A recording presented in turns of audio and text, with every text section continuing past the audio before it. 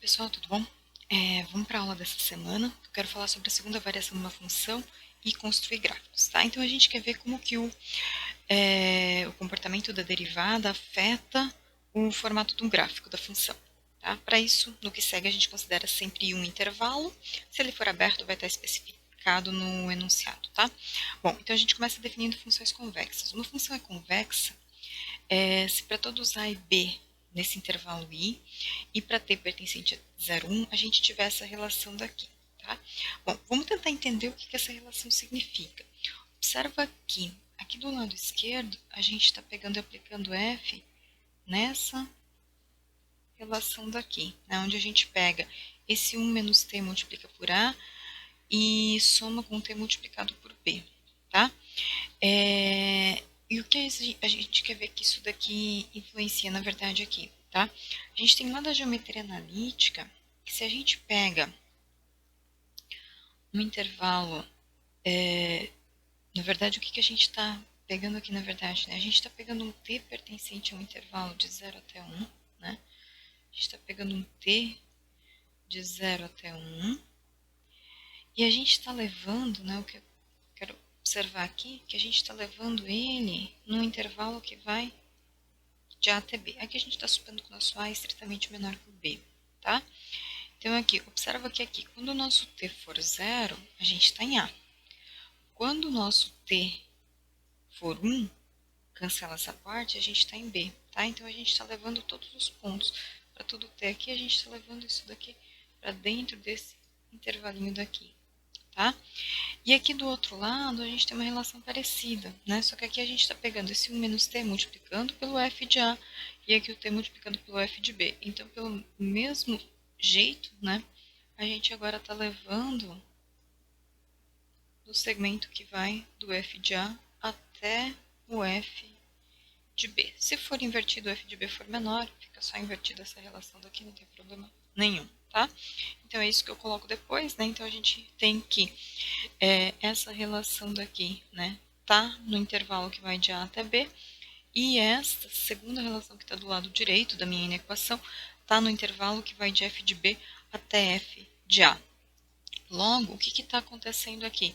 Então, esses pontos, né, cartesianos agora, que eu pego o par cartesiano AF de A, TF de B, quando eu multiplico aqui por 1 menos T e aqui por T, eu estou percorrendo o segmento de reta que vai dos pontos AF de A até BF de B. Né?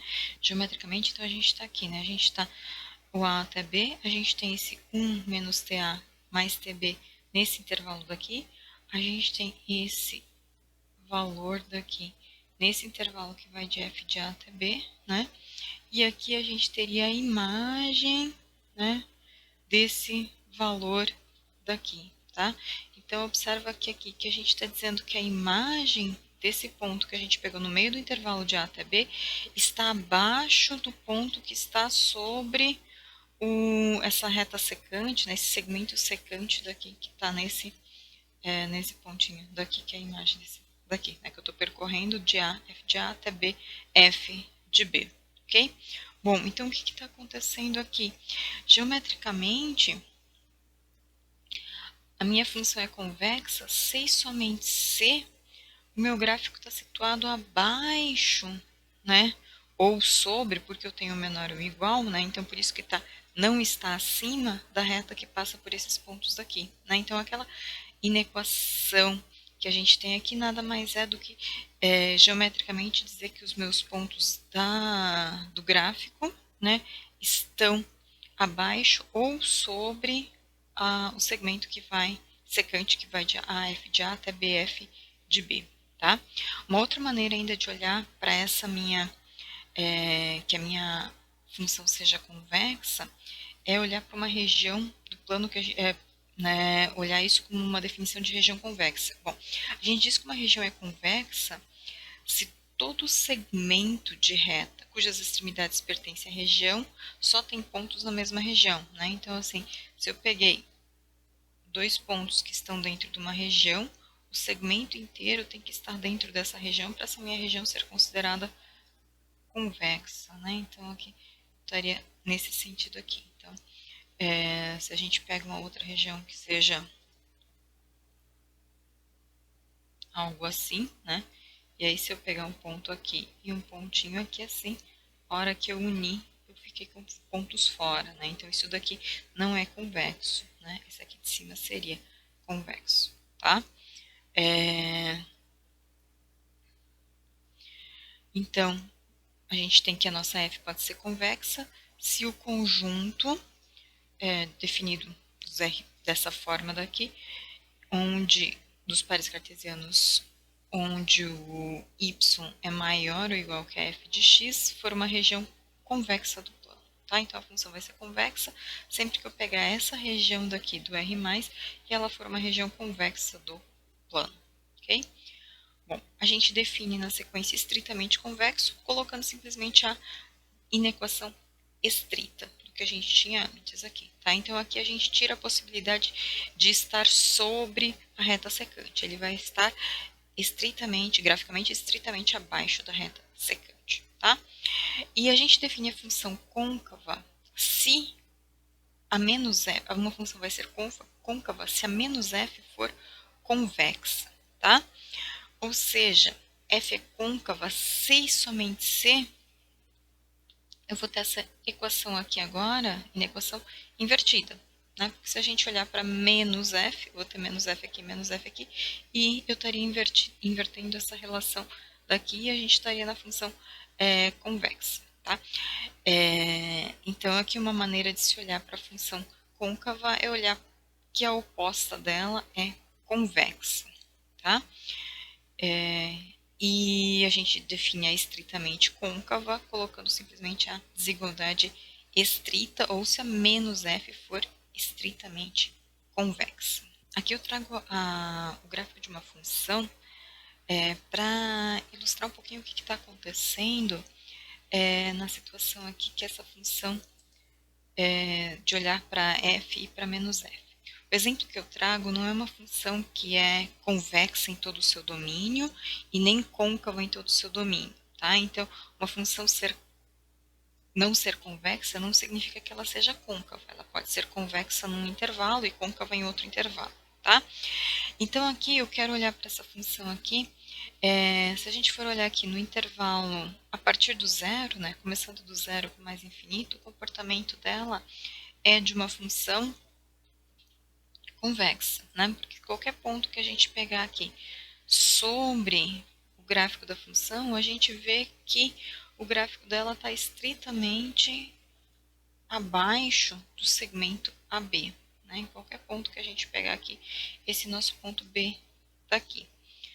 Então, aqui, para o zero mais infinito, essa função é estritamente convexa. Bom, e se a gente olhar agora para um ponto aqui nessa parte, onde a minha função é do menos infinito ao zero, a gente já vê que se a gente pega o segmento que vai unir aqui um ponto qualquer, aqui, o meu gráfico já não está mais abaixo, né? Ele está acima, né? Que é o que é a ideia de caracterizar exatamente o contrário da relação da definição de convexa, né? Então, se eu pegar aqui a função menos f, né? Vou estar interessada só do menos infinito a mais infinito, e agora eu vou pegar o ponto refletido do c ali nesse gráfico, tá? E pegar o segmento que une. Bom, observa que aqui agora do gráfico que eu estou olhando é para essa função em vermelho, né? Que é a menos f. Então, aqui, esse meu segmento C1A está totalmente acima do gráfico da função menos f. Ou seja, menos f, então, é convexa. Né? Se eu movimentar, e aqui ele vai movimentar lá, então, onde quer que eu vá aqui, ele vai sempre manter o segmento acima da menos f. Né? Ou seja, a menos f é convexa. Portanto, por definição, a f é côncava de menos infinito até zero. Continuando aqui, então, graficamente, a função é côncava se e somente se, né, o gráfico estiver situado, não está abaixo da reta que passa pelos pontos A F de A, B, F de B. Foi o que a gente já observou naquele outro gráfico aqui. E aí uma coisa que eu quero colocar, que talvez vocês lembrem até das aulas de cálculo de vocês, é que a maioria dos livros de cálculo, eles usam as denominações em relação ao gráfico não como côncavo e convexo, tá? Eles usam concavidade para cima para se referir às funções convexas e concavidade para baixo para se referir às funções côncavas. Tá? Então é uma notação, uma denominação diferente para às vezes facilitar para o aluno, que ele tem muito associado essa questão da parábola, que a gente fala de concavidade para cima e concavidade voltada para baixo, né? Então aqui, mas concavidade para cima são as nossas funções convexas e concavidade voltada para baixo são as nossas funções côncavas, né? Seguindo o nosso livro-texto, que é uma notação bem clássica para livros de análise. Pela definição de função convexa e estritamente convexa, ou côncava e estritamente côncava, a gente tem que toda função que é estritamente convexa também é convexa. Só que a recíproca é falsa, ou seja, eu posso ter uma função que seja convexa, porém ela não é estritamente convexa, como a gente vai ver aqui no exemplo 1, tá? No exemplo 1 ele coloca que toda função afim é convexa, mas não é estritamente convexa. Note que ela também é côncava, mas não é estritamente côncava, tá? Se a gente for pensar o gráfico da função afim, o gráfico é uma reta. Então, isso é razoável, né? Ela vai estar sempre coincidente com a reta secante ao gráfico, tá? Mas então, vamos ver como é que isso daqui vai sair nas contas, tá? Então, aqui, a gente tem que considerar uma função afim, né?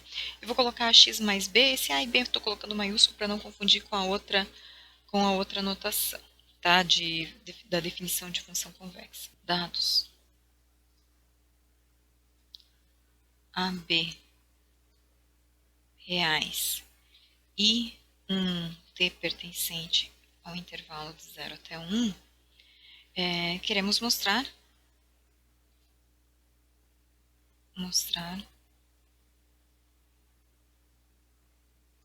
que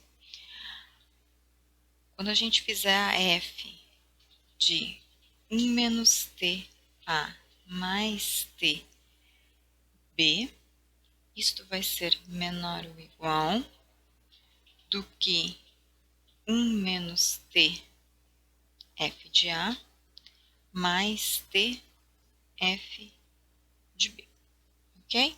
Bom, vamos ver o que a gente tem aqui, né? Temos esse f de 1 menos t A mais tb, ele é, na verdade, né, o A que multiplica 1 menos t A mais tb mais b, pela definição da nossa função afim. Bom, mas então isso daqui, só vamos escrever isso aqui. Então isso aqui vai ser, vou fazer distributivo, né? Isso vai ser A, Azinho, menos A, Azinho T, mais A, Bzinho T, mais B, tá? Como a gente quer chegar aqui desse outro lado, vamos ver o que está aparecendo aqui nessa outra relação daqui, tá? Isso daqui é desse lado aqui, o que a gente teria aqui? A gente teria 1 menos t que multiplica A menos, desculpa, mais B, mais o t que multiplica A, B, mais B, tá? Então, vamos ver que relação do que a gente tem aqui. Então, o que a gente quer comparar exatamente com esse resultado daqui. Então, aqui a gente tem o AA e tem que ter o... Então, aqui a gente, vamos escrevendo, né? A gente tem A menos AT mais B menos o BT, daí mais o ABT mais o BT. Bom, então a gente tem este e este, tem o B e está faltando o menos BT, né? Então vamos somar e subtrair BT menos BT aqui. Então eu vou fazer menos BT para a gente colocar a relação. Bom, se a gente subtrai, a gente tem que somar, ok? Bom, então aqui, agora como é que ficou essa nossa relação? A gente vai ter chego exatamente na relação de cima, né? Se a gente for observar, porque para a gente conseguir ter, a gente precisou subtrair um e acrescentar o outro. Então não vai sobrar exatamente nada de diferente, né? Então aqui a gente vai ter a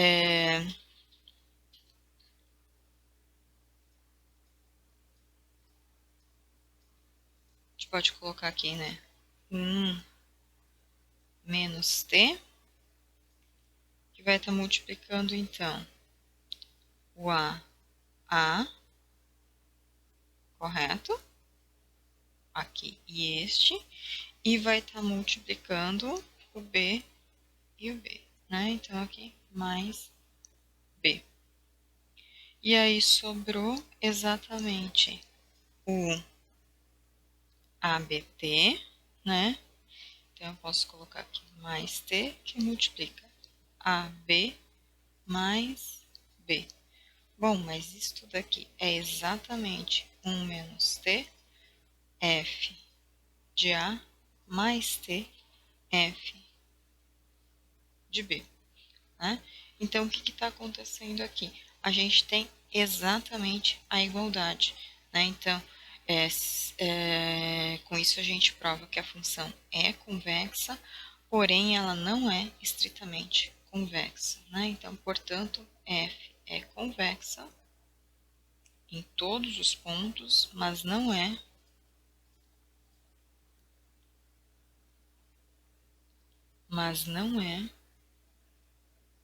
estritamente convexa. Observa que como a gente tem a igualdade, a gente pode falar que ela também é côncava, mas não é estritamente côncava, né? Porque se eu tenho a igualdade, eu posso dizer que ela é tanto menor ou igual quanto maior ou igual, ok? Bom, como essas propriedades de funções côncavas ou estritamente côncavas são obtidas a partir das funções convexas, bastando trocar f por menos f, então no que segue a gente só vai falar das funções convexas, na verdade. Ok? Bom, trago um segundo exemplo aqui que traz que a minha função f é convexa se satisfizer esta relação daqui, né? Que o f de a mais b sobre 2 é menor ou igual que o f de a mais f de b sobre 2 para todo a b em i. E reciprocamente, se a função for contínua e satisfizer isto, a gente prova que ela é convexa. Tá? Talvez vocês lembrem que essa definição já apareceu lá em números e funções. Né? Então, é uma definição que não trabalha com aquela outra equação, já é uma definição bastante clássica também para essa definição aqui de função convexa. Lembra que a gente tem um sem somente sem, então a gente poderia assumir isso daqui como uma definição. Lógico, aqui a gente tem o fato da f ser contínua, mas a gente vai provar no próximo resultado que se a função é convexa, ela também é contínua. Né? Então, ele de fato é uma definição, ou seja, ter esta relação daqui válida significa que a função é convexa. Se ela é convexa, satisfaz isto. Se ela se satisfizer isto, ela vai ser convexa. Okay? Então, vamos fazer a primeira implicação, que a gente supõe que a função é convexa. Tá? Tem uma função i definida aqui que ela é convexa. E eu quero provar isso daqui. Bom, se ela é convexa, então o que a gente tem aqui? Se a gente pegar a e b em i, né, então aqui pela definição, dados a, b em i e um t pertencente ao intervalo de 0 até 1, temos que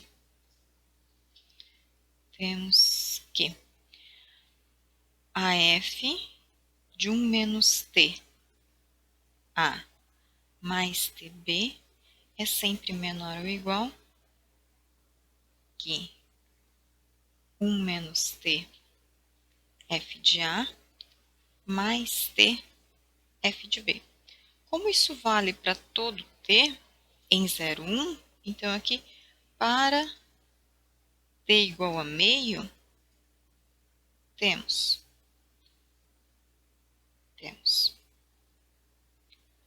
Bom, o nosso f, 1 menos meio, é meio. Então, a gente vai ter meio de A mais meio de B.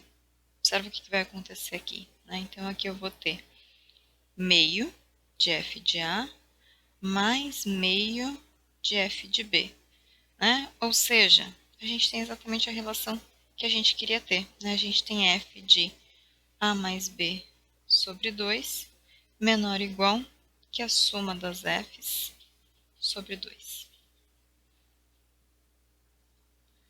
Tá? Então, a gente tem a nossa implicação da íntegra. Tá? Bom, agora para a gente ver a volta, que é o reciprocamente, tá? Essa é uma demonstração já mais complicada. A implicação de que se é convexa satisfaz essa relação foi fácil, basta tomar um t particular. A volta não é tão fácil, a volta tem vários passos e é bem complicadinha. Tá? Então vamos lá, eu vou usar aqui já partes digitadas só para facilitar a organização. Tá? Então, aqui, eu vou supor que eu tenho uma função contínua, eu vou supor que vale a relação f de a mais b sobre 2 menor ou igual que f de a mais f de b sobre 2 para todo AB que está em I. Tá? E aí, vamos para os nossos passos. O primeiro passo, a gente vai pegar e fixar dois pontos em I, né, x e y, e a gente vai mostrar que essa relação de convexidade é válida para todo racional diático.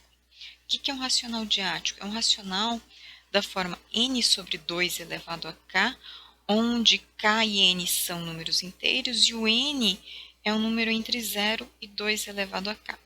Para a gente provar isso, a gente vai usar a indução em k. Tá?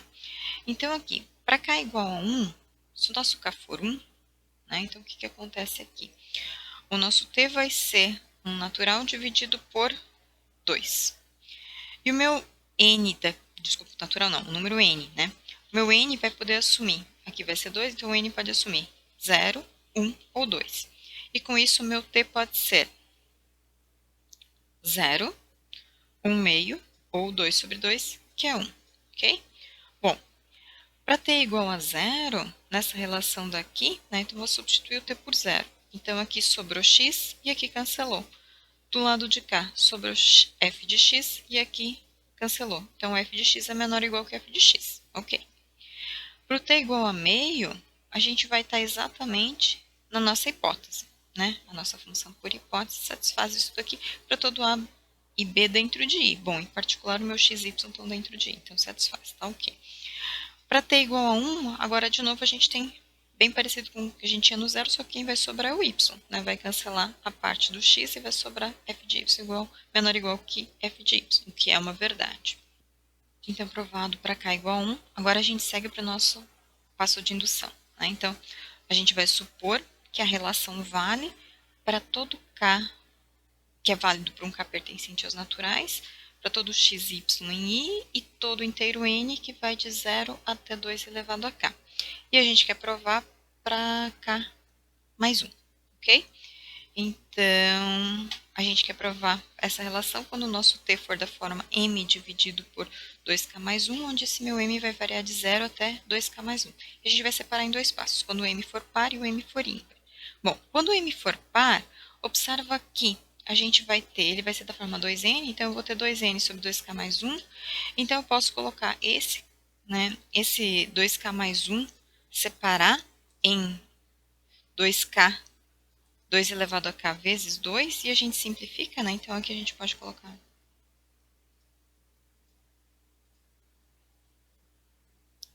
2k vezes 2. Então, a gente simplifica 2 com 2, ficou 2 sobre n sobre 2 elevado a k, com o n variando de 0 até 2k. Mas essa é exatamente a nossa hipótese de indução. A gente está aqui. Então, para o m par, isso é verdade. Agora, se o m for ímpar, ele vai ser da forma 2n mais 1. Então, a gente vai escrever aqui a relação. Observa que eu quero buscar uma relação para colocar esse meu n daqui, daí simplificar uma das parcelas, né? Então, eu vou escrever primeiro, vou somar e subtrair 1, né, nessa mesma fração daqui. Então, aqui eu tenho m menos 1 e m mais 1 aqui, então 1 com 1 se cancela, m com m eu fiquei com 2m, então com esse 2 aqui eu simplifico e fiquei exatamente na mesma expressão que eu tenho aqui. Bom, então aqui, esse m menos 1 ficou sendo 2n, porque cancelou 1. Este m mais 1, então ficou aqui 2n mais 1, mais 1, 2n mais 2. Né? E quando a gente então simplifica aqui, esse meu denominador voltou para a potência k. Né? Então, fiquei com n 2k e n mais 1 sobre k. Bom, o que eu vou fazer aqui? Eu vou chamar esse meu númerozinho aqui de s e esse meu númerozinho aqui de u. E isso daqui é o meu t e vou trabalhar para ver o que está acontecendo aqui, ok? Então, aqui, só repetir minha hipótese de indução. Fazendo o S e U desta forma daqui, tá? Então, o que a gente tem? A gente tem que o S e U continua em 0 e 1, né? Porque eu estou dividindo por 2 elevado a k. E o meu T é S mais U dividido por 2. E o que a gente tem agora? Então, vamos colocar isso nessa relação daqui. Então, a gente tem que F de 1 menos T, x mais TY, só substituindo aqui, vou ter essa relação daqui, tá? Vou tirar o mínimo múltiplo comum aqui, fiquei com uma relação desta forma daqui, tá? Bom, vou juntar essas expressões e vou reescrever aqui, tá? Então, eu posso escrever isso daqui, vou tirar 1 menos sx com o sy daqui, tá? Então, vou separar para s e para u, tá? Note que aqui que o meu S e meu U tem esse formato daqui, tá? Então, aqui eu fico com essa relação daqui. Bom, então agora a gente vai observar esse cara daqui como se isso daqui fosse... chama qualquer outra letra aqui. Um L e aqui um H. Acho que são letras que não apareceram ainda, tá? Então, eu tenho um L mais H dividido por 2. Então, eu vou usar aqui a minha hipótese que a f, quando somando 2 dividido por 2, separa na f delas. Né? Então, só f desse mais f desse daqui, né? Isso aqui seria o f do L mais o f do H dividido por 2, ok? Agora, para cada uma dessas parcelinhas aqui, eu vou usar minha hipótese de indução, tá? Então, aqui eu vou separar em 1 menos s, f de x, s, f de y, mais 1 menos u, f de x, u, f de y. Bom, mas isso daqui agora eu posso rearranjar porque eu estou com essa expressão parecida do que eu estava aqui, só que no lugar do x e do y, eu estou com f de x e o f de y. Né? Então, eu consigo escrever isso como 1 menos s mais u sobre 2 f de x mais s mais u sobre 2 f de y, ok? Mas isso daqui nada mais é que o meu 1 menos tf de x mais tf de y. Ou seja, a gente provou por indução que para todos os racionais diáticos a relação é válida, ok? Bom, agora a gente vai para um passo 2, que a gente quer estender para todos os outros números que não são só os racionais diáticos. Bom, então, como a nossa função f é contínua, a gente vai definir uma função g agora, que é exatamente subtraindo aqui que a gente quer provar que a nossa g é positiva, tá? Como a f é contínua, a g também é contínua. Né? Eu estou pegando aqui, multiplicando 1 menos t por uma constante aqui, e aqui aplicando na f aqui, usando função composta, né? O que está no argumento é contínuo, então quando eu aplico a f, continua sendo contínuo. Então, a minha g é uma soma de contínuas, portanto, contínua. Ok? Bom, e o que a gente provou aqui? A gente já provou que essa g é positiva para todo t racional diático, porque a gente provou que essa expressão daqui é maior ou igual do que essa expressão daqui. Então, quando eu faço a diferença, isso fica positivo. Bom, agora a gente vai puxar um resultado que está lá no exercício 5.4, tá? E no exercício 1.3. No exercício 1.3, a seção 2.1, diz que os racionais de áticos são densos em 0,1, ou seja, cada intervalo, por menor que eu pegue aqui dentro do 0,1, sempre tem um racional de ático, tá? E, consequentemente, pelo exercício 5.4, se a função é positiva num conjunto denso, a gente pode garantir que ela é positiva para todo t dentro desse conjunto. Portanto, a gente conseguiu provar, então, que a nossa função f é convexa, como a gente queria, tá?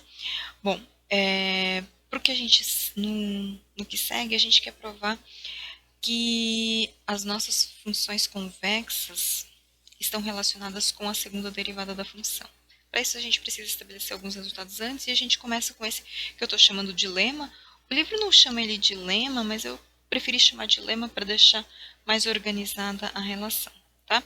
E ele traz uma relação bem importante para funções convexas, tá? E é uma classificação de funções convexas. Então, ele diz que uma função é convexa se e somente se esta relação daqui é válida, onde a gente está pegando a, b, x dentro de i com a menor do que x, menor do que b. Né? Então, a gente está pegando aqui, a gente tem um intervalo i, e dentro do i a gente está pegando o a, o b, e a gente está pegando um x entre a e b. Tá? E aí, quando a gente pega aqui f de x menos f de a dividido por x menos a, isso é menor ou igual do que f de b menos f de x dividido por b menos x. Tá?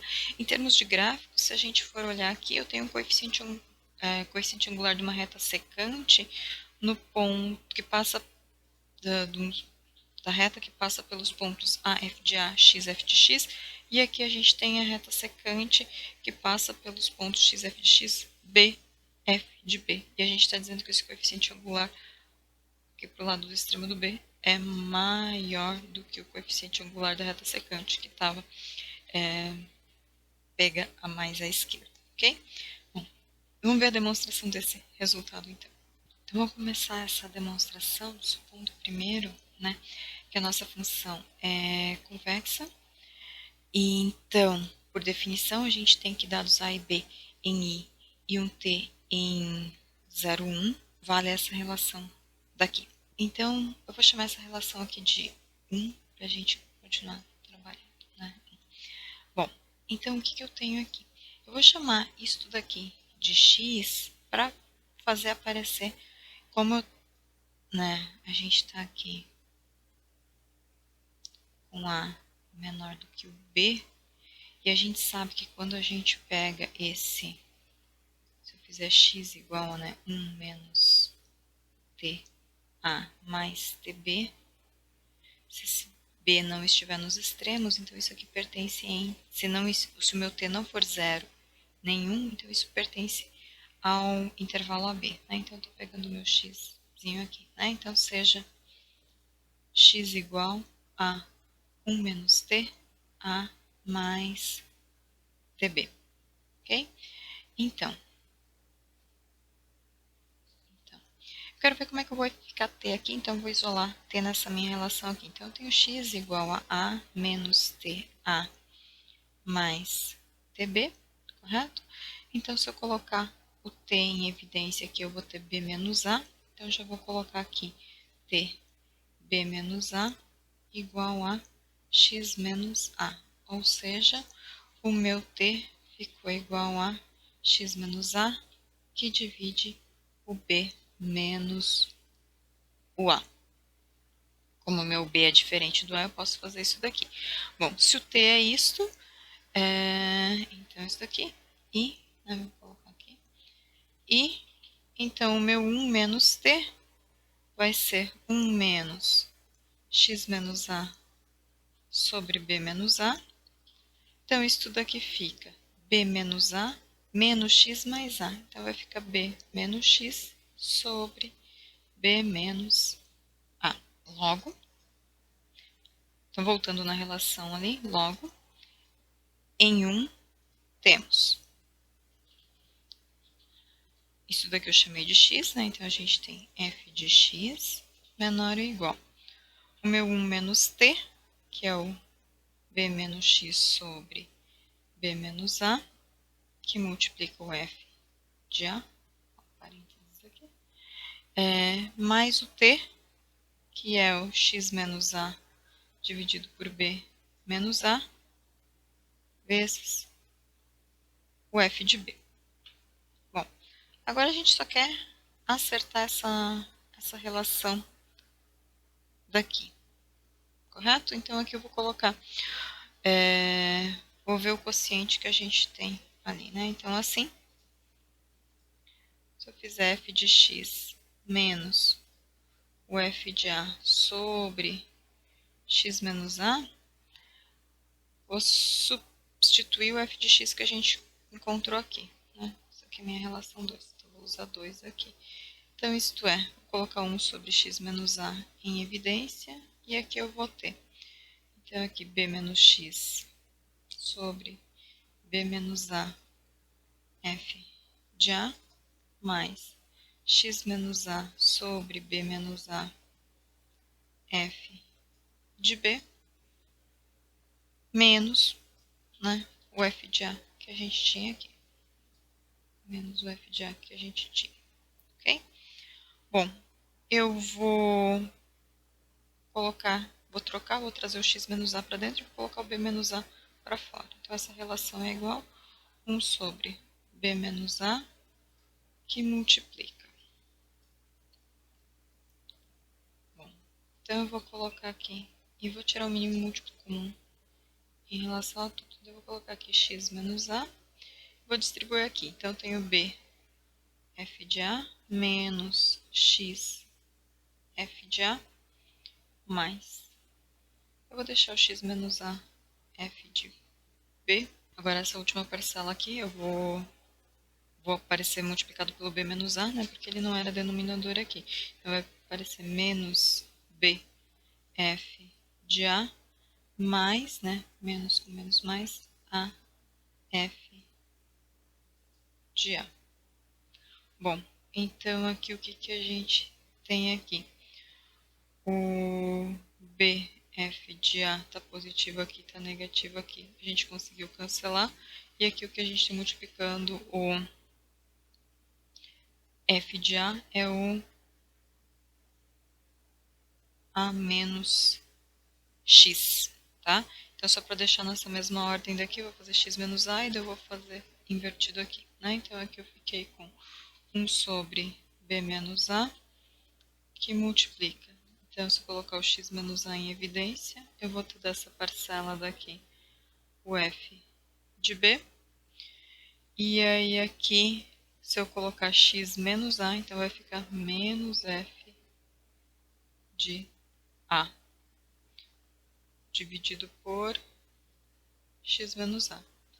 Bom, mas então aqui eu provei que, vou repetir aqui, né? Então, meu f de x menos f de a sobre x menos a vai ser menor ou igual, que essa relação daqui, a gente chegou a encher f de b menos f de a sobre b menos a, que aqui não é zero, né? Então, a gente pode simplificar aqui. F de b menos f de a, tá? Não é a relação que a gente quer provar ainda, né? Só que agora a gente consegue provar que a outra relação, né, que a gente quer fazer o f de b, voltando aqui, né, a gente quer comparar esse que a gente obteve aqui com f de b menos f de x. Então, a gente vai fazer exatamente trabalhar com essa relação daqui e substituir o f de x pela inequação que a gente encontrou aqui em 2, tá? Então, agora aqui, por outro lado, e a gente vai chegar exatamente nesse mesmo termo daqui, né? Por outro lado, se a gente pega aqui o f de b menos o f de x sobre o b menos x, isso vai ficar maior ou igual. Vou colocar esse aqui, o b menos x, e aqui eu vou usar 2 de novo. Só que agora, como o meu f é negativo, né, então ele vai ficar invertida a relação. Então, f de b menos a relação que a gente tinha lá em cima, né? Quem que era aqui? B menos x f de A, isso daqui f de B, né? Então, aqui, menos B menos x dividido por B menos A f de A, menos x menos A sobre B menos A f de B. E aí, vou trabalhar com a mesma relação, né? Com a mesma ideia de novo, né? Então, aqui, isso vai ficar 1 sobre B menos A. Aqui fica o f de B multiplicado pelo B menos A, então vou ter B f de B menos A f de B. Meu denominador vai ser todo B menos x, né? B menos x. Menos, já vou deixar aqui o meu B menos x, que é o que eu vou querer simplificar aqui, né? F de A, então nem vou abrir esse daqui. A outra parcela eu tenho menos x f de B, menos com menos, mais a f de B. Bom, mas aqui eu tenho a f de B negativo, aqui eu tenho a f de B negativo. Então, isso daqui ficou 1 sobre B menos A. Eu vou ter B menos x aqui, e aqui eu vou ter B menos x também. Então, aqui eu vou ter B menos x, que multiplica o f de B menos o f de A. A gente chegou exatamente na mesma relação que a gente tinha assim, né? Então, a gente chegou que o f de B menos f de A sobre B menos A agora é menor do que aquela expressão daqui, né? Ou seja, a gente provou que o f de B menos o f de x sobre B menos x é maior ou igual do que o f de B menos o f de A sobre B menos A, tá? Juntando as duas informações, né? Portanto, pela transitividade, a gente tem que o nosso f de x menos f de A sobre x menos A é menor ou igual que o f de B menos o f de A sobre o B menos A, que por sua vez é menor ou igual que o B, f de B menos f de x sobre B menos x. Eu vou deixar essa relação marcada daqui porque a gente vai precisar dela em outros momentos, né? Ela é bem importante. Então, as pontas aqui a gente provou exatamente o que a gente precisava chegar, tá? Então, a gente fez a implicação de ida, se a nossa função é convexa, né? Então, aqui, se a função é convexa, então vale essa relação daqui.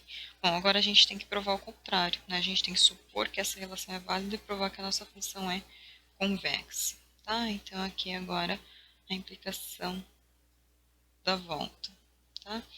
Então, aqui eu vou supor que para todo, né? Então, aqui, para todos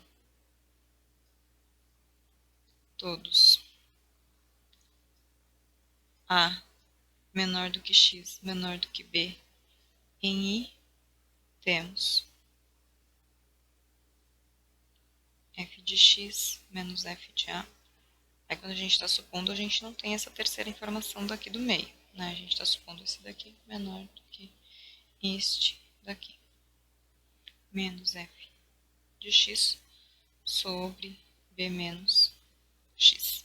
Só vou reescrever isso daqui multiplicando por b menos x e b menos a, porque a gente está procurando chegar naquela relação de definição de convexidade aqui, então vamos tentar acertar as coisas aqui. Então, b menos x, que multiplica f de x menos f de A, é menor ou igual, né? O b menos x é positivo, o x menos A também é positivo, né? Então, aqui x menos A, que multiplica o f de B menos o f de x.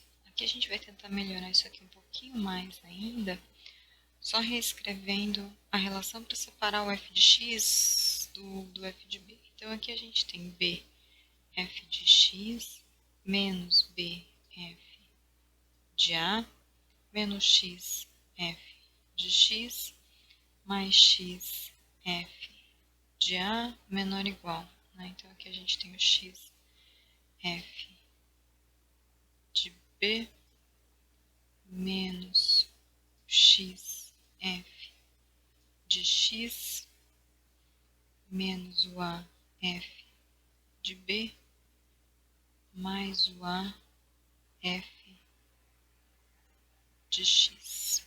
Então, aqui o xf de x com o xf de x cancela. Eu vou trazer o que eu tenho de f de x aqui para o lado esquerdo. Então, aqui eu tenho b menos a. Então, aqui eu tenho b menos a f de x, isso é equivalente, né? Menor ou igual. Agora, para o lado direito aqui, eu vou ter com o f de b, x menos a, né? Então, x menos a f de b. E aí, aqui eu vou ter ainda do lado de cá, f de a, então vai ficar b menos x, né? Mais b menos x, f de a. Agora eu vou voltar aqui, né? Eu quero voltar para aquela expressão do 1 menos, né? 1 menos t a mais tb, né? Vou chamar x desse cara daqui. Logo. Então, aqui o nosso meu b menos a f de 1 menos t a mais tb é menor ou igual. Quando a gente fizer x menos a gente vai ter o a daqui, né? Então, na verdade, a gente vai sobrar menos t a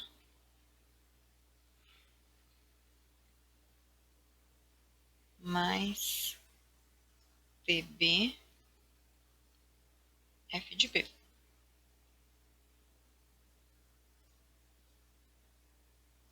Porque aqui eu vou cancelar esse a com esse a daqui. Mais essa relação daqui. B menos o x. Então, aqui eu vou ter B menos 1 menos t a menos o t b que multiplica o f do a. Bom, então aqui, o que a gente tem aqui? A gente tem o b menos a, vou manter o lado esquerdo como tá, né? 1 menos t a mais t b, menor ou igual. Então, aqui o que a gente vai ter aqui, né? Então, a gente tem t que multiplica o b menos o a, f de b. Que é exatamente o que a gente quer ter. Porque a hora que a gente simplificar, esse daqui vai dar certo. Agora, vamos ver a outra parcela aqui, mais, que está multiplicada pelo f de a. Então, aqui a gente ficou com b, que multiplica menos t mais 1, menos 1 menos t a, que multiplica o f do a. Então, aqui a gente quer ter 1 menos t, o b menos a também, né? Então, observa que aqui, desse lado daqui, vou repetir isso daqui, né? Então, isso aqui é b menos a, f de 1 menos t a mais tb menor ou igual. T, que multiplica o meu b menos a, f de b, mais o 1 menos t, que multiplica o b menos o a, f de a. Ou seja, a hora que a gente dividir tudo por b menos a gente tem f de 1 menos t a mais tb menor ou igual que, vou colocar para frente esse daqui, 1 menos t f de A mais TF de B, que é exatamente a definição da função ser convexa. Portanto, F é convexa em I. Provado o lema, então, agora a gente segue para buscar as relações que a gente está interessado, tá? Então, aqui a gente vai para a proposição 3.63, que diz que se um é intervalo aberto e a F é convexa, então F é contínua, tá? Bom, então aqui a gente quer fazer a demonstração, a gente vai usar o lema, como a nossa função é convexa em I, então vale essa relação daqui, tá? Que foi aquela relação que eu falei que seria importante para a gente, e aqui eu estou chamando ela de 1 de novo. A gente vai provar que a função é contínua provando por limite, né? Usando aquela relação que a gente tinha que f é contínua, C e somente C, limite, contínua em x0, né? Limite de f de x, quando x tende para x0, é igual ao f de x0, ok? Bom, então a gente vai começar pegando um x0 dentro do intervalo AB e vai aplicar essa relação daqui, né? Então, seja x0 pertencente ao intervalo de A até B, né? Então, eu vou representar aqui só para a gente se localizar aqui. Então, o A, o B, e a gente vai pegar um x0 aqui, tá? E aí, agora a gente vai pegar um x à direita, aqui, a gente vai olhar esse limite pela esquerda e pela direita. Eu vou fazer pela direita, o outro é análogo, né? Então, agora aqui, para x pertencente ao intervalo que vai de x0 até b, em 1 para, eu quero usar 1 com x0, x e b. Né? Então, nessa relação daqui. Lembrando que aqui a gente tinha o a, o x e o b. Então, aqui a gente está usando o x0 menor do que o x, que é o menor do que b. Temos, tá? Então, aqui, se a gente pegar aqui f de x menos f de x0 sobre x menos x0, isso é menor ou igual para as pontas, né? Então, f de b menos f de x0 sobre b menos x0, que por sua vez vai ser menor ou igual que o que está para a direita. Então, f de b menos f de x sobre b menos x, tá? De novo por 1, só que agora, vou chamar isso aqui de asterisco, tá? Então, agora 1 para A, x0 e x, tá? Então, A menor que x0, menor do que x, tá? Então, o que, que a gente tem aqui? Então, a gente tem aqui f de x0 menos f de A vai ser dividido por x0 menos A é menor ou igual que o f das pontas, né? Então, f de x menos f de A sobre x menos A, que é menor ou igual, agora o extremo daqui, né? F de x menos f de x0 sobre x menos x0, ok? Então, aqui, observa que a gente chegou. Este daqui é igual a este daqui, tá? Só que aqui é maior, então eu posso usar a transitiva para o lado de cá, tá? Então, aqui, pela transitiva, vou chamar isso aqui de 2 asterisco aqui. Então, agora, por asterisco e 2 asteriscos, que relação que a gente quer pegar aqui? A gente quer pegar este daqui, tá? É menor ou igual do que este, que por sua vez é menor ou igual do que este daqui, tá? Onde eu estou comparando essa que tem a função em relação a f com partes que só tem constantes, né? Só tem x0 e a que estão fixos, tá? Então, eu vou ter aqui f de x0 menos f de a sobre x0 menos a menor ou igual que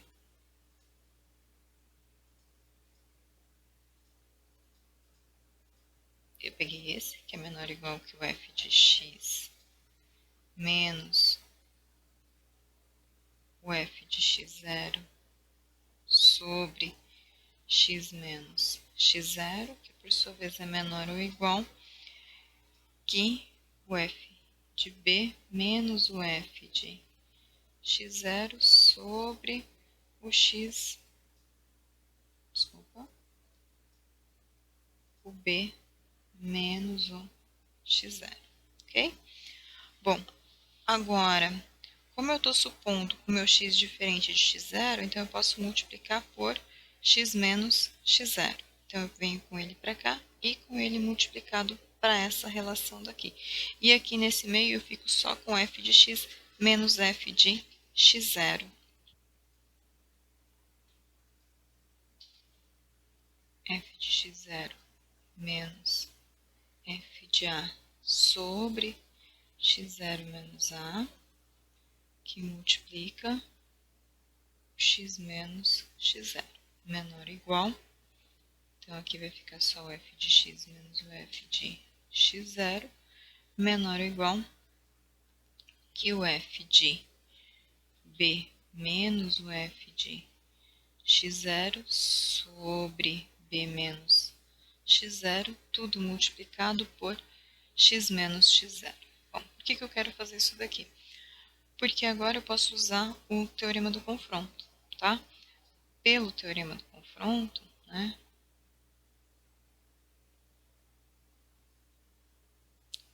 O que a gente tem aqui? Teorema do, teorema do confronto. Então, se eu calcular aqui o limite quando x tende a x0 pela direita, que a gente está pegando valores, né? O nosso x0, o nosso x está acima do x0, né? Então, aqui, o que a gente tem aqui? F de x0 menos f de a sobre x0 menos a, que multiplica x menos x0, isso daqui é zero, né? Porque só isso daqui é uma constante, né? Isso daqui é constante, isso daqui tende a zero. Bom, mas do outro lado aqui, isso também é constante, isso daqui tende a zero. Então, isso aqui também é o limite quando x tende para x0 pela direita, do f de b menos o f de x0 sobre b menos x0, que multiplica o x menos x0. Logo, limite quando x tende para x0 pela direita de f de x menos f de x0 é igual a zero, ou seja, o limite da f de x quando x tende para x0 pela direita é f de x0, ok? Bom, de modo análogo, a gente mostra um limite pela esquerda também, tá? De modo análogo, fazer exatamente a mesma relação. De modo análogo, tem-se que o limite quando x tende para x0 pela esquerda de f de x vai ser igual ao f de x0. Ou seja, a minha função é contínua. Portanto, f é contínua em x0. Tá? E a gente provou a relação que a gente tinha. Bom, o próximo teorema agora vai relacionar a convexidade com a nossa derivada da função. Tá? Então, se a gente tem uma função derivável, então a função é convexa se e somente se a primeira derivada é não decrescente. Ela é estritamente convexa se e somente se a primeira derivada é estritamente crescente em i. Ok? Bom, então a gente vai provar o item A. O item B é só trabalhar com as desigualdades estritas, tá? Então é completamente análogo. tá? Então, eu vou supor que a minha f é convexa. Então, pelo lema, a gente tem essa relação daqui. Lembra que eu falei que essa relação vai ser bastante importante para a gente, tá?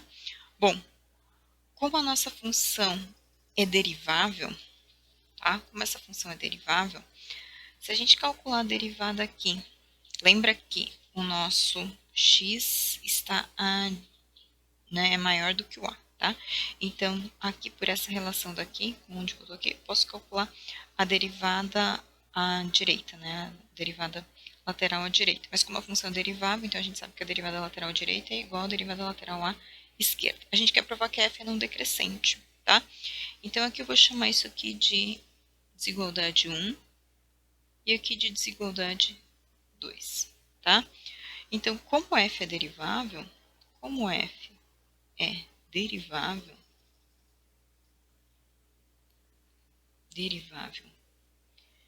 em i, então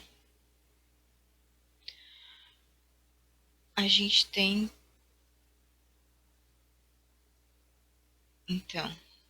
na desigualdade 1, né? Então, em t1 temos que a derivada lateral à direita em a é menor ou igual. Quando eu aplicar o limite aqui, deixa eu escrever aqui. Se eu escrever aqui limite, quando x tende a pela direita, daqui f de x menos f de a sobre x menos a, né? Estou usando permanência de sinal, né? Então, é limite de f de b menos f de a, b menos a, com x tendendo a pela direita. Bom, esse lado direito daqui é constante. Isso daqui é a derivada lateral direita. Então, aqui é menor ou igual que o f de b menos o f de a sobre o b menos a. Mas lembrando que essa derivada lateral direita, como a função é derivável, isso é a própria derivada da função, tá? Em D2, temos, usando exatamente a mesma ideia, a gente vai ter que a derivada lateral, agora à esquerda, em B, vai ser maior ou igual do que o f de b menos o f de a sobre b menos a. Mas essa derivada aqui à esquerda nada mais é do que a derivada em b. Portanto, o que a gente tem aqui? Por transitividade, a gente tem que o f' de a é menor ou igual que o f' de b para todo AB pertencente a I, A menor do que B. Ou seja, a nossa derivada é não decrescente, ou seja, f' é não decrescente em. Ok? Bom, essa é a implicação da ida. E aí agora a gente tem que fazer a nossa implicação da volta. Ok? Bom, aqui então a gente vai supor que a nossa derivada é não decrescente. E a gente sabe que pelo lema, para provar que ela é convexa, basta a gente provar essa relação daqui, né? Então, a gente tem essa relação para a convexidade daqui também, tá? Como o nosso intervalo I é um intervalo aberto, sempre que a gente pegar A e B lá dentro, a gente sabe que a f é contínua no fechado e derivável no aberto. Bom, se ela é contínua no fechado e derivável no aberto, a gente pode usar o teorema do valor médio para relacionar a função com a sua derivada, tá? Então, aqui, pelo teorema do valor médio, existem.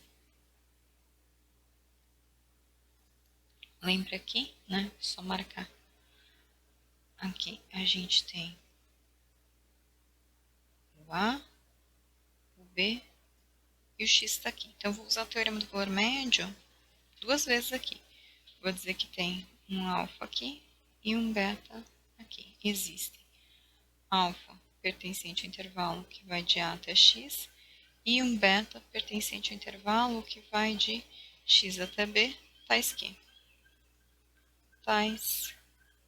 que o f' de alfa vai ser igual ao f de x menos o f de a sobre x menos a. Isso que diz o nosso teorema do polar métrico para o intervalo que a gente está tomando aqui. E o f' do beta agora é a f dos extremos, que é o f de b menos o f do x sobre b menos x. Bom, mas o meu alfa é menor do que o beta, e por hipótese a minha f' é não decrescente. Então a f' de alfa é menor ou igual que a f' de beta. E a gente chega na nossa tese, né? Como alfa é menor do que beta e f' é não decrescente,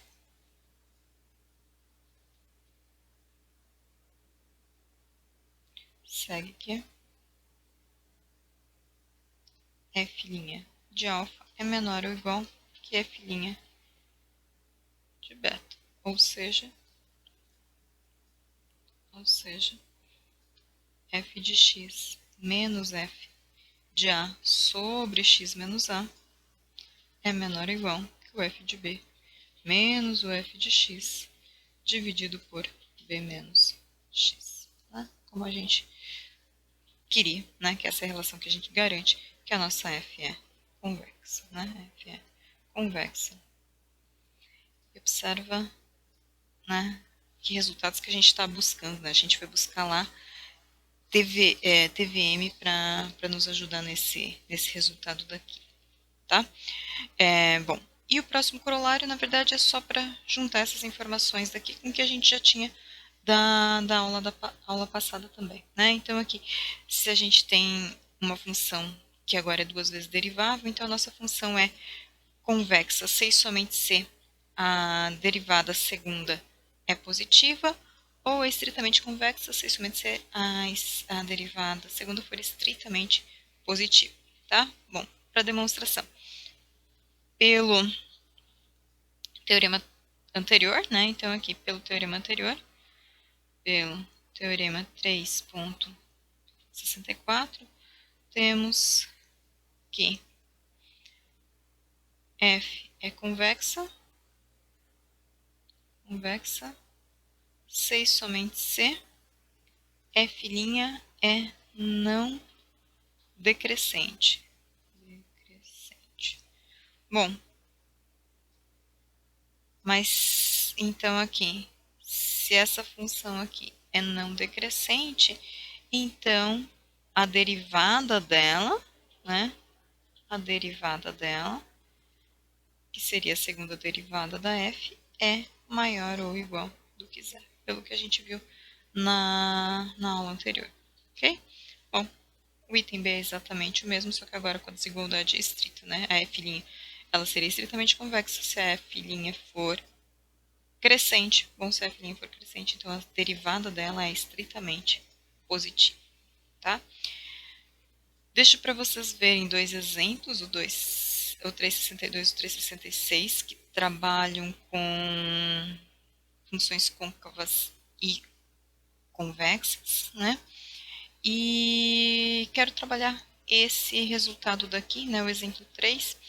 Considere essa função e eu quero determinar os intervalos onde a função é estritamente convexa e estritamente côncava. A gente já sabe que para falar sobre crescimento e decrescimento, a gente tem que ver a nossa derivada da função. Né? Então, aqui, f' de x vai ser, como a gente está falando de um quociente, né? Então, isto é a derivada do numerador, que multiplica o denominador, menos o numerador, que multiplica a derivada do denominador, que de novo é 2x. Tudo isso dividido pelo denominador ao quadrado. Bom, simplificando aqui, a gente vai ter 3x, a gente vai ter 2x ao cubo menos 2x ao cubo. Então, vai ficar menos 2x sobre x ao quadrado menos 1 ao quadrado. Bom, para falar sobre côncava e convexa, a gente precisa falar da derivada segunda, pelo resultado que a gente viu, né? Obviamente, usando os resultados que a gente viu. Então, aplicando novamente a regra do quociente, a gente tem aqui menos 2, que multiplica x ao quadrado menos 1 ao quadrado, menos 2, então vai ficar 2x, que é o numerador, vezes a derivada do denominador. Bom, a derivada do denominador aqui é uma potência, a gente tem uma regra da cadeia, então começa pela potência, então fica 2 vezes o x ao quadrado menos 1, vezes a derivada do x ao quadrado menos 1, que é 2x. Tudo isso dividido pelo x ao quadrado menos 1, agora a quarta, já que estava ao quadrado. Bom, vamos melhorar isso daqui. A gente tem aqui um x menos 1 ao quadrado e um x menos 1. Então, eu vou simplificar e vai ficar ao cubo aqui, né? Então, dessa primeira parcela vai ficar menos 2x ao quadrado mais 2. Isso daqui vai simplificar, vai ficar 1 mais 8x ao quadrado. Dividido por, então a gente simplificou 1, ficou x ao quadrado menos 1 ao cubo. Então, aqui no numerador ficou 6x ao quadrado mais 2 sobre x ao quadrado menos 1 ao cubo. Então, agora vamos avaliar o que está acontecendo aqui, né? Então, para a gente falar de crescimento e decrescimento, né? Então, aqui crescimento e decrescimento, a gente tem que olhar para o sinal da nossa primeira derivada, né? Então, a gente vai pegar a filhinha de x, que é menos 2x dividido por x ao quadrado menos 1 ao quadrado. Bom, esse nosso denominador aqui, para x diferente de mais ou menos 1, é sempre positivo. Então, o que a gente tem aqui? Vou colocar um igual e vou colocar a relação aqui. Bom, esse meu numerador, se o meu x for negativo, então com menos 2 isso vai ficar positivo. Então, isso é estritamente positivo se o x for positivo, lógico, x diferente, desculpa, se o x for negativo e diferente de menos 1. Agora, se o meu x for positivo, isso vai ficar negativo. Então, aqui, se o x for positivo, lógico, x diferente de 1. Bom, então o que a gente tem aqui? Se a nossa derivada é positiva, a gente sabe que a função é crescente, né? Então, f é crescente em menos infinito zero, tirando o menos 1. E se a derivada é negativa, então f é decrescente em zero mais infinito, tirando 1. Okay? Para analisar f côncava, né, estritamente convexa ou estritamente côncava, a gente tem que olhar, a gente vai olhar para o sinal da segunda derivada, né? Então, a nossa segunda derivada, ela é 6x ao quadrado mais 2 sobre x ao quadrado menos 1 ao cubo. Bom, esse numerador daqui é sempre positivo. Então, quem vai comandar no sinal é o denominador, porque ele está elevado ao cubo aqui. Bom, então, se esse argumento daqui for negativo, então elevado ao cubo continua sendo negativo. Bom, então isso vai ser menor do que zero se o x ao quadrado for menor do que 1. Isto vai ser maior do que zero se o x ao quadrado for maior do que 1. Bom, mas o meu x ao quadrado é menor do que 1 se o x pertence ao intervalo de menos 1 até 1. Aqui, não sei somente C. E o meu x ao quadrado é maior do que 1 se o x pertence agora de menos infinito até menos 1, união de 1 até mais infinito. União de 1 até mais infinito. Bom, então aqui, portanto, f é estritamente convexa em onde a segunda derivada é positiva. Então, menos infinito menos 1, união do 1 até o mais infinito. F é estritamente côncava em menos 1. Bom, agora depois do exemplo, eu quero falar sobre definir pontos de inflexão. Tá? Então aqui a gente tem que uma função tem um ponto de inflexão num ponto se ela, nos pontos em que ela vai inverter de concavidade, né? Se ela vai passar de convexa para côncava ou de côncava para convexa. Né? Então, a gente diz que o x0 é um ponto de inflexão se existe um delta tal que a f é convexa à esquerda de x0 e côncava à direita de x0, ou contrário disso, né? Ou vice-versa. Então, esse é o ponto de inflexão da função. E aí, com isso, a gente traz agora um resultado que apresenta onde que estão os pontos de inflexão. Então, se a gente tem uma função que é duas vezes derivável, então o ponto x0 vai ser o ponto de inflexão se a segunda derivada em x0 for igual a zero. Bom, a gente vai supor que ela é convexa à esquerda e côncava à direita de x0, onde esse delta é um número positivo tal que esse intervalo está contido em I, não em R, né? Aqui é I, contido em I. Bom, então, o que, que a gente tem? Né? Então, o que está acontecendo aqui?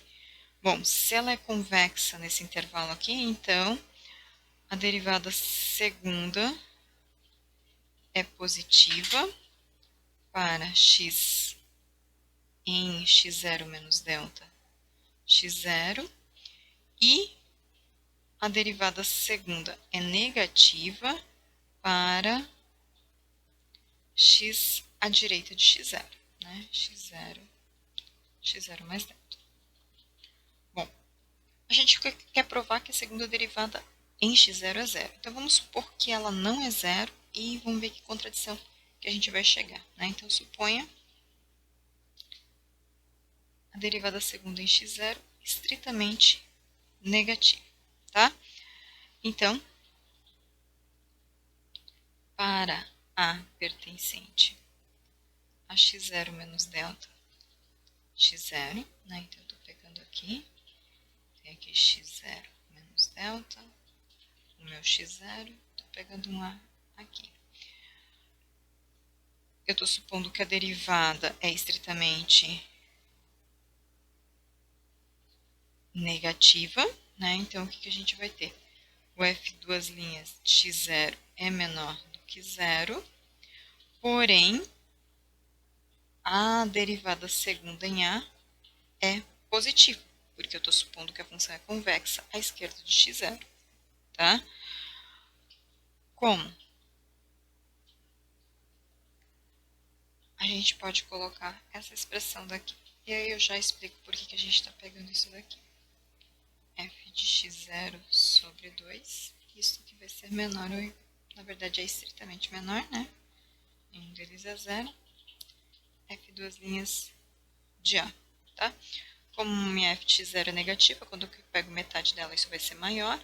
E como a f de A é positiva ou zero, então isso daqui continua sendo menor. Bom, o que acontece aqui? Eu coloquei um valor D entre a derivada segunda em x0 e a derivada segunda em A. Tá? O teorema de Darboux garante, né, pelo teorema de Darboux,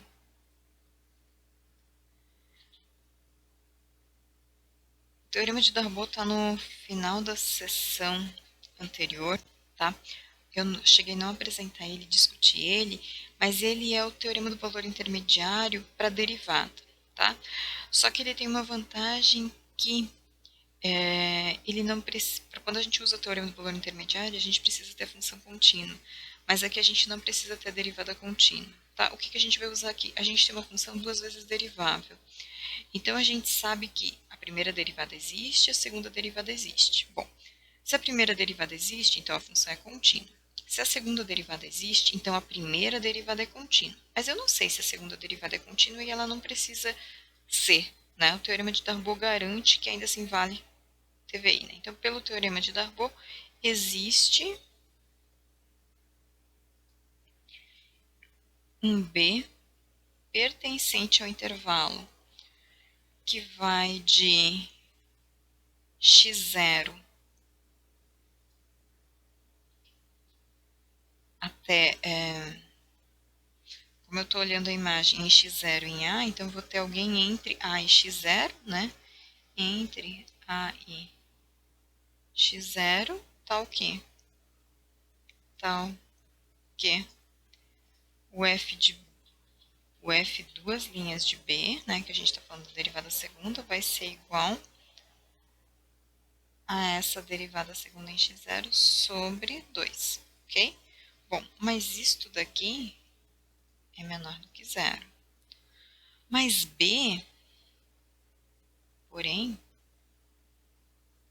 B pertence ao intervalo que vai de x0 menos delta até x0, porque se A está contido aqui dentro, então isso o B está dentro desse intervalo aqui, onde a função é convexa, onde f é convexa.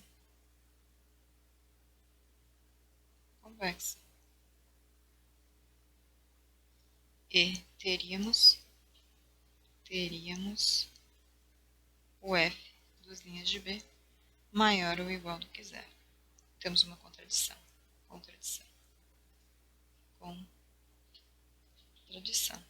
Bom,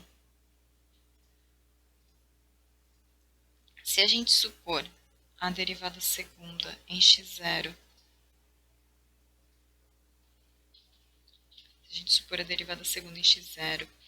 maior do que zero, a gente vai chegar numa contradição análoga, né? Porque a gente vai estar pegando um ponto, só a gente vai pegar um ponto do outro lado aqui agora à direita, né? Então, portanto, a nossa f' de x0, a f duas linhas de x0 tem que ser igual a zero, ok? E a gente conclui esse corolário. Agora, na sequência, eu deixo alguns exercícios para vocês verem, que é, na verdade, uns teoremas e uns exemplos. Né? Aqui é a desigualdade de Jessen, o corolário e dois exemplos. Isso está resolvido nas videoaulas, lá eu deixo o link para vocês. E o resultado é bem interessante, a desigualdade de Jessen é importante para a gente, principalmente para trabalhar com pontos de máximo e ponto de mínimo de funções. Okay? Na sequência, eu deixo dois exercícios para vocês. O primeiro é para vocês procurarem uma outra definição. A gente viu a definição de funções convexas, a gente viu a relação que aparece no lema, a gente viu a relação que aparece no exemplo 2, a gente viu a relação que apareceu com a segunda derivada. Eu peço aqui eu digo que vários livros de cálculo apresentam as definições usando retas tangentes, comparando com retas tangentes, tá, ao gráfico da função, e eu peço para vocês trazerem essa definição e para provar esse resultado. Em que sentido? Já que você está trazendo uma outra definição, você tem que provar que ela é equivalente a uma das outras que a gente viu, ok? Dessa vez os exercícios vão ter pontuação diferente por conta da dificuldade de cada um deles, tá? Serão 3 exercícios apenas, tá? Então, o segundo exercício é para mostrar que se a gente tem duas funções estritamente convexas e a f crescente, então quando a gente fizer f composta com a g, ela também vai ser estritamente convexa, ok? E na sequência eu vou falar um pouquinho sobre construção de gráficos, para usar todas as informações que a gente tem, tá? Então a gente tem algum passo a passo aqui. Então, primeiro, dada uma função, a primeira coisa que você vai fazer é determinar o domínio maximal dela, tá? Ver para quais valores de x ela está definida. Depois disso, uma coisa importante, já que a gente quer falar de gráfico, é encontrar as raízes, tá? Uma aproximação das raízes. E para isso a gente pode usar o teorema de Bolzano, dentro dos intervalos onde a função é contínua. Tá? Depois disso, a gente determina os pontos críticos da função. Com esses pontos críticos, a partir deles, a gente determina intervalos de crescimento e decrescimento da nossa função. Com isso, a gente determina os extremos da função. Na sequência, a gente vai para determinar os pontos de inflexão da nossa função, que é onde a segunda derivada é zero. Né? Depois disso, a gente determina os intervalos onde a função é convexa e côncava, olhando para o sinal da segunda derivada. A gente verifica a existência de assíntotas horizontais e verticais, né? Lembrando que as assíntotas verticais são nos pontos que não estariam, provavelmente nos pontos que não estão no domínio da função. Não necessariamente, não é sempre que um ponto não está no domínio que a gente tem uma tangente vertical, tá? Uma assíntota vertical, desculpa. E as assíntotas horizontais é quando a gente for olhar para x tendendo para o mais e para o menos infinito e ver o que acontece com a f. Além disso, tem a questão da existência das assíntotas oblíquas. Que, na verdade, a gente pode ter uma assíntota horizontal. Se não tiver uma horizontal, pode ser que a gente tenha uma oblíqua, mas pode ser que a gente não tenha nenhuma também, que o crescimento não seja como uma reta. Né? Então, quando a gente está falando de uma assíntota, a gente está pensando numa reta aqui. Tá? E aí, o exercício 1.11 da 3.1 nos ensina como encontrar essas assíntotas oblíquas. Tá? E o último passo, então, é fazer a representação do gráfico da função usando essas informações que foram obtidas. Okay? Eu vou fazer a construção do gráfico da função que a gente já começou analisando lá no exemplo 3, né, que a gente já viu onde ela é crescente e onde ela é decrescente. A gente já sabe quem que é o domínio maximal dela, porque é só tirar o 1 e o menos 1, que é como ela foi definida, inclusive no exemplo 3. Okay? Então vamos lá para a solução, continuar lá a solução desse exemplo daqui. Bom, então eu estou aqui, estou pegando o resgatado que eu fiz do exemplo 3 para aproveitar as relações daqui. Tá? Então eu já calculei a primeira derivada, calculei a segunda derivada, e aqui a gente já tinha na definição da questão do domínio. Né? Então eu só vou organizar da forma como que está lá. Né? Então a gente teria aqui o domínio da nossa função f são todos os reais, tirando 1 mais ou menos 1, né? Porque eu tenho a minha função, ela é uma função racional, né? A minha f de x é x ao quadrado dividido por x ao quadrado menos 1. Então, ela está definida sempre que o denominador for diferente de zero. Bom, 2, a gente fala de raízes, né? Então, aqui, raízes. Seria a nossa f de x igual a zero. Bom, então isso é x ao quadrado sobre x ao quadrado menos 1 igual a zero. Bom, uma função racional é zero se o seu numerador for zero, ou seja, x ao quadrado for zero. Bom, então a gente tem uma única raiz, que é x igual a zero. Né? Então, aqui a gente já tem o ponto. Vou chamar de P1 aqui, ponto 0, 0. Tá? Ponto 3, 3 ali era sobre os pontos críticos. Né? Então, é f' de x igual a zero. Bom, a nossa f' de x, vamos resgatar ela aqui. Né? Nossa f' de x é menos 2x dividido por x ao quadrado menos 1 ao quadrado. Então, aqui eu teria menos 2x sobre x ao quadrado menos 1 ao quadrado igual a zero. Bom, isto só é zero, continua sendo uma função racional, se o seu numerador for zero, ou seja, se o menos 2x for zero, ou seja, o x for zero. Então, a gente tem um único ponto crítico, né? Um único ponto crítico, que é inclusive nossa raiz, né? Que é o ponto 1, 0, 0, tá? O 4 fala para ver o crescimento e o decrescimento. E isso a gente já viu, né? A gente viu que f. Então, vamos separar aqui só para a gente puxar a relação que a gente já tinha lá. Se não tivesse sido feito ainda, então teria que fazer. Então, a gente tem o ponto crítico 0 aqui. A gente tem o menos 1, que está fora do nosso domínio, e o 1, que está fora do nosso domínio. Bom, a nossa função, só relembrando aqui, ela era crescente do menos infinito ao zero e depois decrescente. Né? Então, ela era crescente, no 1, lógico, não está fora, né? e depois ela era decrescente. Bom, então com isso a gente já sabe que o nosso ponto crítico P1, que é a nossa raiz inclusive, é um ponto de máximo, porque a função é crescente antes e decrescente depois, né? Então, portanto, P1, 0, é máximo local de F. Local de F, tá? E a gente não tem nenhum ponto de mínimo local. E como a gente está olhando o domínio maximal, né, então a gente não tem extremidades de intervalo, tá? Bom, o quinto ponto é olhar os pontos de inflexão, que é onde a nossa segunda derivada é igual a zero. Bom, mas então aqui a nossa segunda derivada, vamos resgatar ela ali. Ela é a nossa segunda derivada, né, 6x² mais 2 sobre esse denominador daqui. Então seria 6x² mais 2 dividido por x² menos 1 ao quadrado igual a zero.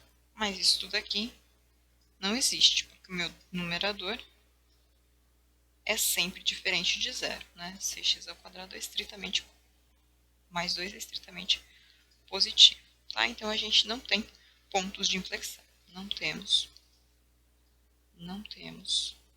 pontos de inflexão.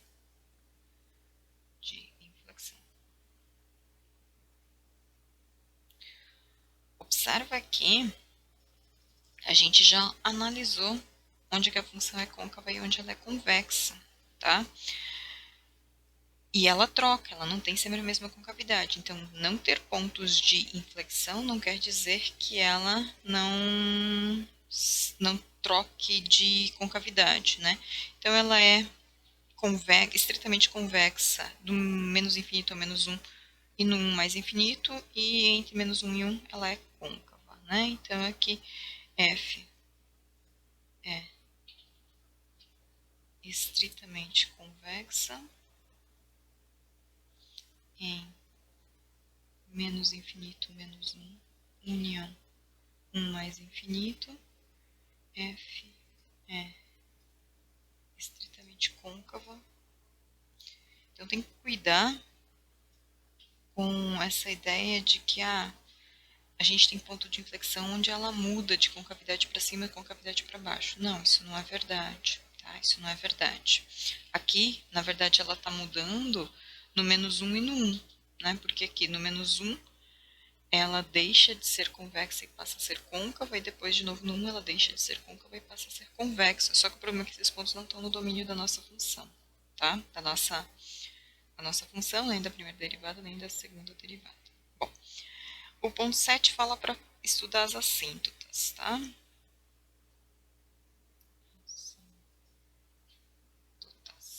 Eu acho que eu esqueci alguém na minha numeração, né? Na verdade, aqui é o ponto de máxima, que era o ponto 5 aqui, né? Isso aqui era 5. Então, isso daqui, a inflexão era o 6, aqui era o 7. O 8 são as assíntotas horizontais e verticais, né? Assíntotas, então vamos lá. E assíntotas verticais. Possíveis. As verticais possíveis ou candidatos, né? É os pontos que não estão no domínio da função, x menos 1 e x igual a 1. Então, para a gente verificar aqui, a gente vai calcular limite quando x tende. E aí a gente tem que avaliar pela esquerda e pela direita, né? Então, vamos lá no menos 1 pela esquerda da nossa f de x, que é x ao quadrado sobre x ao quadrado menos 1. Bom, vamos ver o que está acontecendo aqui, tá? Esse numerador aqui não tem problema, tá? O meu denominador vai para zero, né? Então, é um número fixo dividido por zero. Esse número fixo dividido por zero, então, significa que eu estou diminuindo, né? Aqui eu estou dividindo uma coisa cada vez menor. Como eu estou com um número fixo aqui, então isso aqui, essa fração está indo para infinito. Agora, o que a gente tem que ver é o sinal desse infinito aqui. Se aqui eu estou com está o meu menos 1, correto? Eu estou me aproximando daqui, então, ou seja, o meu x é menor do que menos 1. Quando eu elevo ele ao quadrado, o meu x ao quadrado é maior do que 1. Então, quando eu faço essa diferença daqui, isso fica positivo, correto? Então, aqui eu estou indo para o mais infinito. Então, pela esquerda, eu estou me aproximando de mais infinito, ok? Bom, se eu fizer agora limite com x tendendo a menos 1 pela direita da função de novo, né? X ao quadrado menos 1. O que eu tenho aqui? Bom, eu tenho agora x vindo por valores maiores do que menos 1. Então, isso é menos 0,9, menos 0,95. Quando eu elevar ao quadrado, isso fica menor do que 1. Então, essa diferença aqui fica negativa, né? Isso aqui fica negativo. Isso tudo aqui é positivo, por isso mais infinito. O quadrado aqui vai ficar positivo, então aqui eu vou para menos infinito, tá? Agora, em 1, né? Vou fazer aqui, limite quando x tende para 1 pela esquerda, x ao quadrado sobre x ao quadrado menos 1. Então, pela esquerda eu estou em 0,9, então isso daqui vai ser negativo, então é menos infinito. Agora, quando eu estiver pela direita, né, então eu estou com x tendendo a 1 pela direita, x ao quadrado sobre x ao quadrado menos 1. Então, agora, de novo, esse meu x ao quadrado daqui é maior, o meu x é maior do que 1, x ao quadrado é maior do que 1, então isso tudo aqui é mais infinito. Então, a gente tem a assíntota vertical em x igual a menos 1 e em x igual a 1, tá? E a assíntota horizontal aqui, então eu tenho que calcular limite da minha função quando x tende para mais e para menos infinito. Então, aqui se eu for pegar x ao quadrado sobre x ao quadrado menos 1, bom, eu tenho infinito sobre infinito. A gente não viu a regra de L'Hopital para esse caso, então eu vou usar outra alternativa para resolver isso daqui. Eu vou fatorar o meu x ao quadrado, aqui eu vou ter 1 menos 1 sobre x ao quadrado, com x tendendo para menos infinito. Bom, então isso daqui ficou limite. Vou simplificar este daqui com eixo, né? Então eu fiquei com 1 sobre 1 menos 1 sobre x ao quadrado, com x tendendo para menos infinito. Na verdade, aqui, estar tendendo para mais ou menos infinito não teria feito diferença até agora. Bom, limite do quociente é o quociente dos limites, desde que eles existam. Bom, esse numerador existe e esse denominador também existe, porque essa parcela daqui vai para 0 e aqui vai para 1. Então, isso tudo aqui é 1, né? Análogo, né? Analogamente, o mais infinito, né? Limite quando x tende para mais infinito de x ao quadrado sobre x ao quadrado menos 1 vai ser 1, né? Então, temos y igual a 1 como assíntota, né? Então, portanto, y igual a 1 é assíntota horizontal para x tendendo para mais ou menos infinito, ok? O último ponto seria a assíntota oblíqua, mas aí quando a gente tem horizontal, na verdade, ela coincide com a oblíqua, né? Assíntota oblíqua. Assíntota oblíqua, tá? Como eu não separei lá, né? Assíntota oblíqua, vou supor que a minha assíntota é da forma ax mais b. Bom, onde o a é o meu limite do x tendendo, tem que analisar os dois lados, né? F de x sobre x. E o meu b, primeiro tem que calcular esse, para depois calcular aqui, porque o a aparece aqui, né? Mais infinito. Daí aqui o f de x ax. Bom, tanto tem que calcular para o mais e para o menos infinito também. Aqui, isso aqui seria limite. A minha função é x ao quadrado sobre x ao quadrado mais 1 sobre x, com x tendendo para infinito. Vou deixar sem sinal aqui para a gente ver que não precisa se preocupar, tá? Então, isso daqui é limite x ao quadrado sobre, eu vou ter x ao cubo mais x. Então, se eu fizer o mesmo truque que eu fiz antes, vai sobrar x no denominador, né? Então, isso aqui vai ficar limite de 1 sobre x mais 1 sobre x.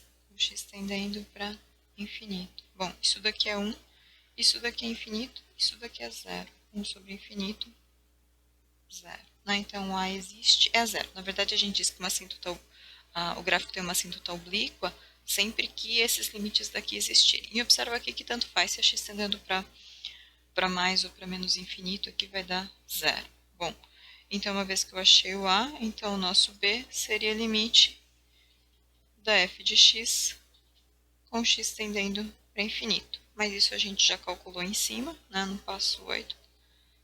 Passo 8, que isso daqui vai dar 1. Tá? Então a nossa assíntota oblíqua coincide com a assíntota horizontal. Isso sempre vai acontecer, né? Se eu tiver horizontal, eu não tenho oblíqua. Se eu não tiver horizontal, talvez eu tenha oblíqua. Não necessariamente vou ter. Bom, então agora vamos usar essas informações que a gente encontrou para traçar o gráfico da nossa função. Então, aqui nosso eixo y, nosso eixo x. A gente tem o 1 e o menos 1 com uma assíntota vertical. Então, vamos marcar esses caras aqui, né?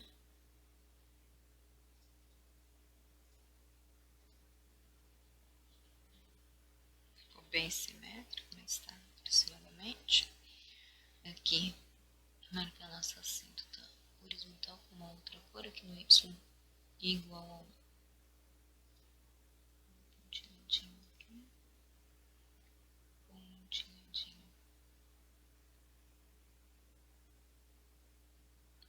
aqui. Vou traçar aqui em cima só para a gente relembrar o nosso esbocinho aqui, né? O 0, que é o ponto crítico, o menos 1 e 1, que são pontos que não estão no domínio, tá?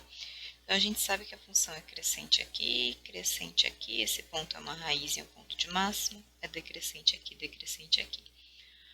A concavidade, né? A gente tem, só vamos lembrar aqui, ela é convexa